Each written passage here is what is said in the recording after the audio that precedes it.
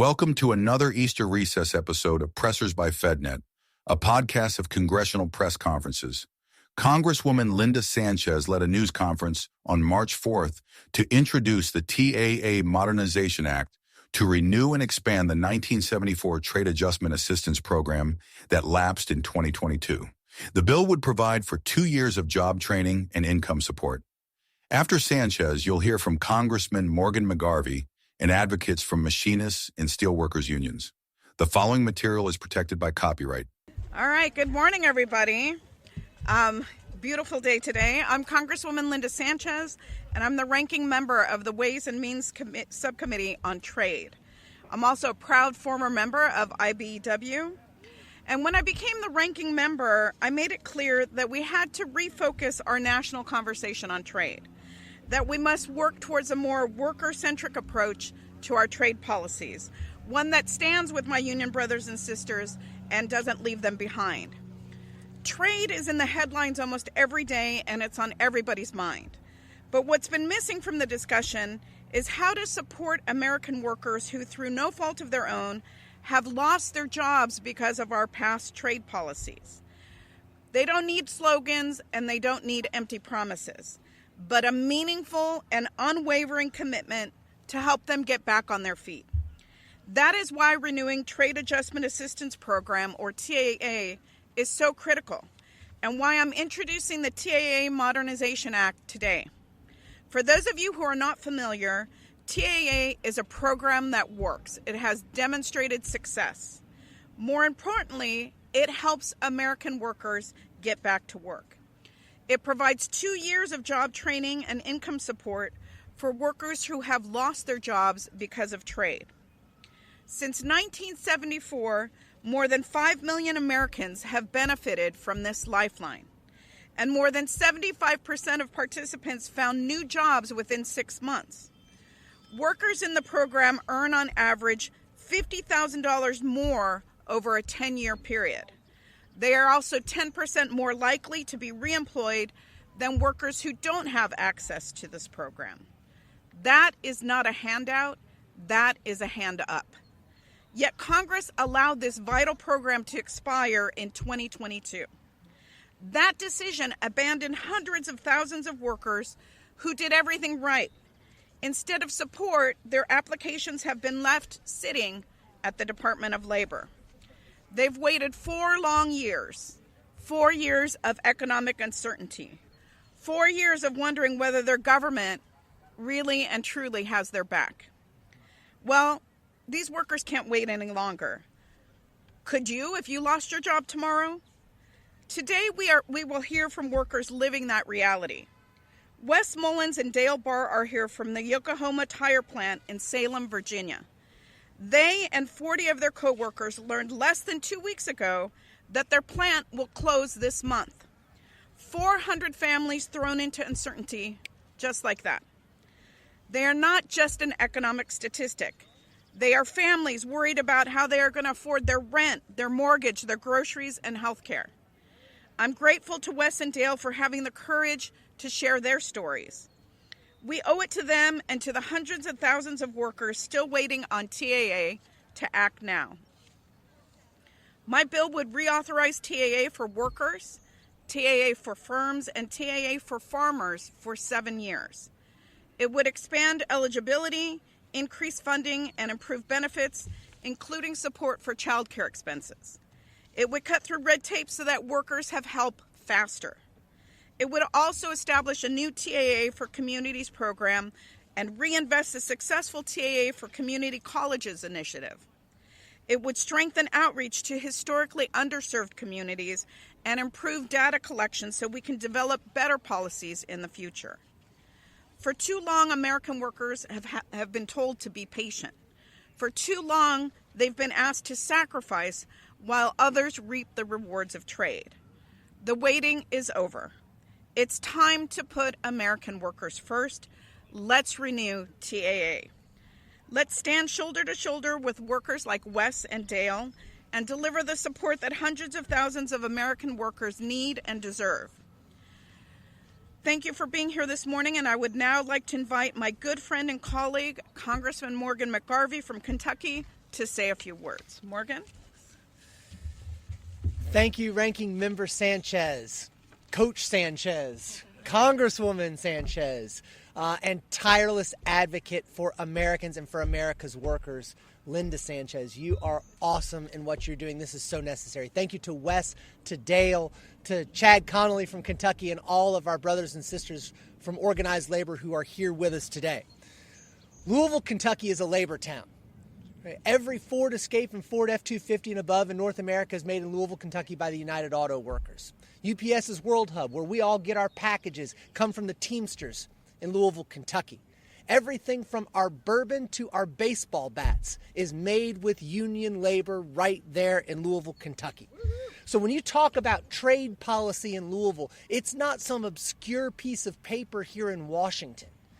It is food on the table. It is rent in the door. It is sending your kids to college in Louisville, Kentucky.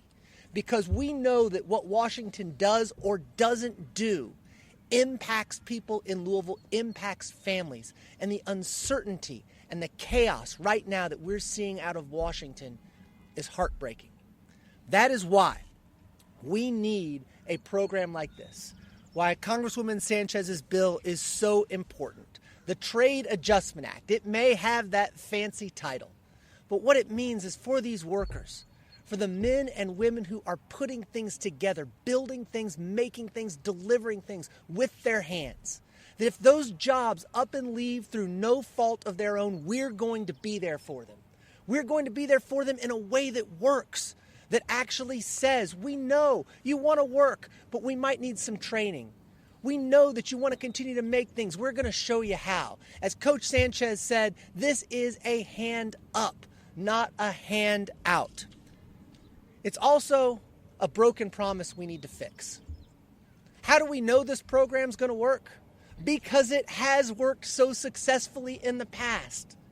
And when Congress didn't reauthorize this after 2022, leaving so many families in the lurch, it's a broken promise on a heap of other broken promises. The TAA is such an important thing, especially the way that Congresswoman Sanchez has expanded it and made it better to get these workers and these families back on their feet again. The party in power right now talks an awful lot about America first. Well, if they want to back it up with action, this is an America first bill. This is an American worker first bill. This is something that lays the groundwork for better economic stability and well-being for all of our workers and all of our families. Thank you so much, Ranking Member Sanchez, and for our brothers and sisters in labor who are here today supporting this important legislation. Thank you, Morgan. You can see why he's one of my favorites. Next, I would like to invite Laura Ewan from the International Association of Machinists and Aerospace Workers. Her union represents more than 600,000 workers in North America.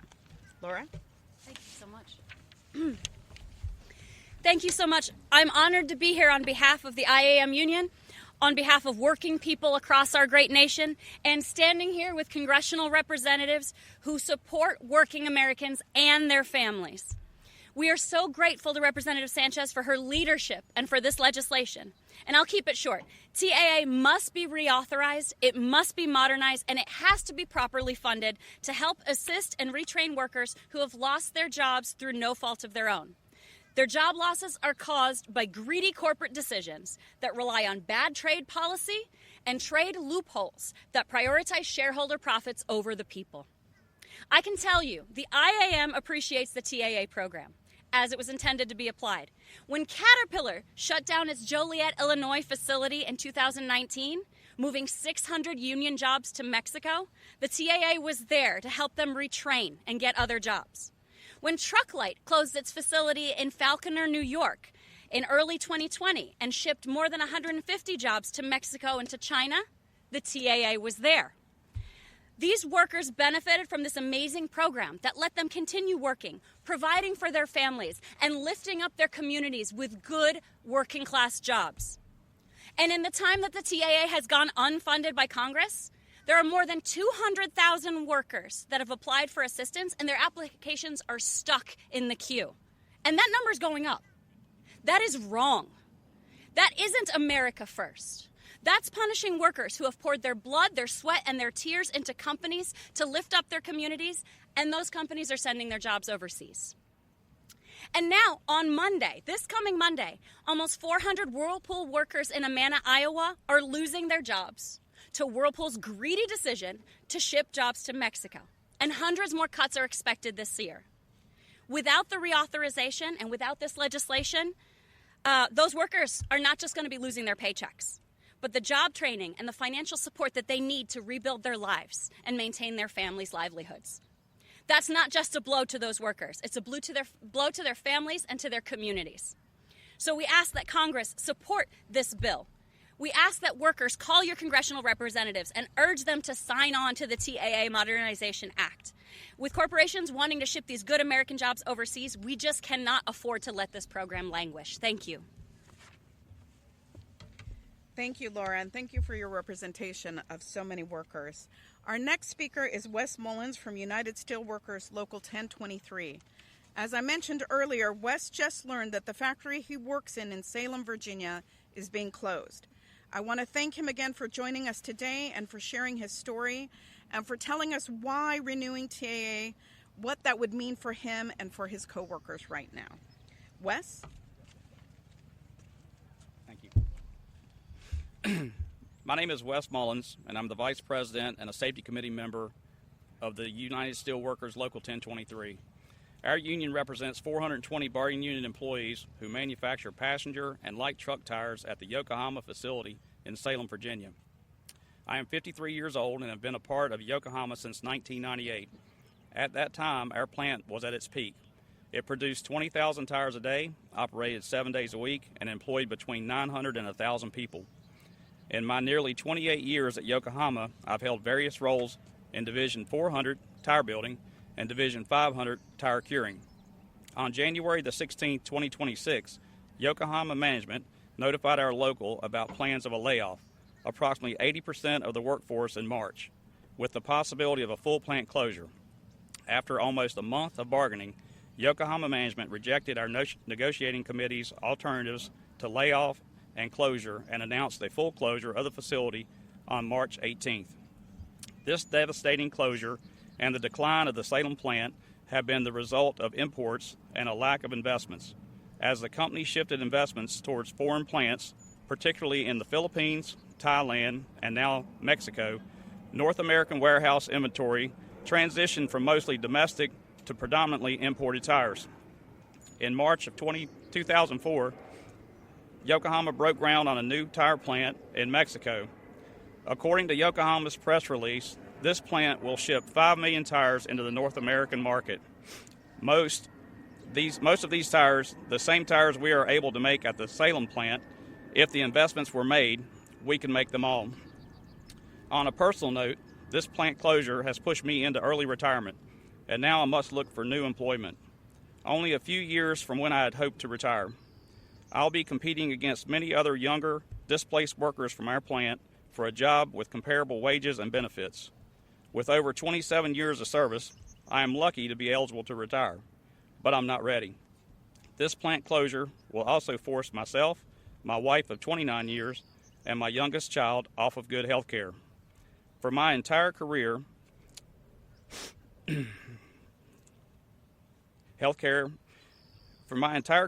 I have worked to provide my family with good health care benefits, which are now being stripped away at a time when we need them the most, forcing us to find alternative options. My story is similar to my brothers and sisters in Local 1023. Out of the 420 bargaining unit workers, 225 are 50 years old or older, workers who have put nearly whole careers in this industry and at times worked in unsafe conditions while the company squeezed the last bit of life from our facility. We are now being rewarded with unemployment and uncertain job market with few transferable skills. During a downsizing in 2014, many of our members utilized the TAA, learning new skills, and found employment. We did everything right, and yet we are being treated like a cost that is being cut to increase the bottom line. Our jobs are being shipped out, our health care is being taken away, and hundreds of working families are being left behind. the right thing to do is stand with the workers of USW Local 1023 and give us a real chance to rebuild our lives. The benefits available through the TAA Modernization Act will do just that. Reauthorize TAA. Thank you. Sorry. Thank you so much, Wes. You can hear in his voice how critical this is for workers. Finally, I would like to invite Roy Hausman to speak. He's also from the Steelworkers. Roy actually went through the TAA program. His story will help to highlight the impact that this program has on those who have gone through it. Roy? All right. Roy Hausman, Steelworkers. I can't tell you enough, having helped over 10,000 workers get certified in the TAA program over the course of the years, the benefits that this provides. When we talk about up to 130 weeks of job retraining benefits, that means everything from just getting a CDL to get out there and right back into the workforce to up to a master's degree, which is what I got. Like the ability, nurses, helicopter pilots, the ability to earn while you learn, this idea that you should be able to get into school, have an ability to still pay the mortgage, collect a little bit of money. It's not a ton of money, but it's enough to get by. And then when you see these trade impacts happen, they happen whether there's a new trade agreement or a trade agreement that's been around for 25 years. So when we talk about the need for TAA, it's this ability to just take this economic ladder, provide it for workers up and down throughout the entire manufacturing and service supply chain. And Representative Sanchez's bill is that opportunity to really re-engage that ladder, bring it back down, and allow workers who are at their worst moment, to get them back into the workforce with the skills they need. And how many times have we heard employers say, well, we can't find a skilled and trained workforce, when we literally have a bill that provides you the ability to find, seek, and train people? That's what TAA does. So when we ask for this renewal, we're asking not just for, impacted union workers, but for the 200,000 people who've been waiting for their petitions to be heard. We're asking for Congress to just do the bare minimum that needs to be done, and that's why we can't thank Representative Sanchez enough. This is why union members, regular workers, and others need to see a Congress that puts workers first, and trade adjustment assistance is a great start to doing that. We never want to see a plant closure, but when it happens, we have to be there, and the union will be there regardless. We'll do the effects bargaining, but past that effects bargaining, we're going to find every tool, every resource available to make sure you have a right to dignity at work and a good career and a good lifetime. That's what TAA does. So we want to thank again Representative Sanchez, Representative McGarvey, others. We need support. Every member of Congress, reach out, do everything you can to help, because this is an opportunity to just give a little bit of benefit to people oftentimes who've worked generations at facilities. So thank you guys so much for this, and I'll turn it back to you, Representative Sanchez. Thank you, Roy. Thank you. I want to thank all of our speakers for sharing their stories with us today and highlighting why it is so critical to renew TAA. We know that this program works. It has a track record. And we know that currently there are thousands of workers who need it. We should not be treating workers as a disposable commodity. These are families that lift up their communities, and we need to help them in their hour of need. We must put American workers first. And I would say, just add that, like everybody here, please reach out to your member of Congress. Let them know how important it is to support these working families. Thanks for listening. This program is copyrighted by Federal Network, Incorporated, and provided only for informational and educational purposes. Unauthorized reproduction, distribution, or use of this episode without expressed written permission from FedNet is prohibited.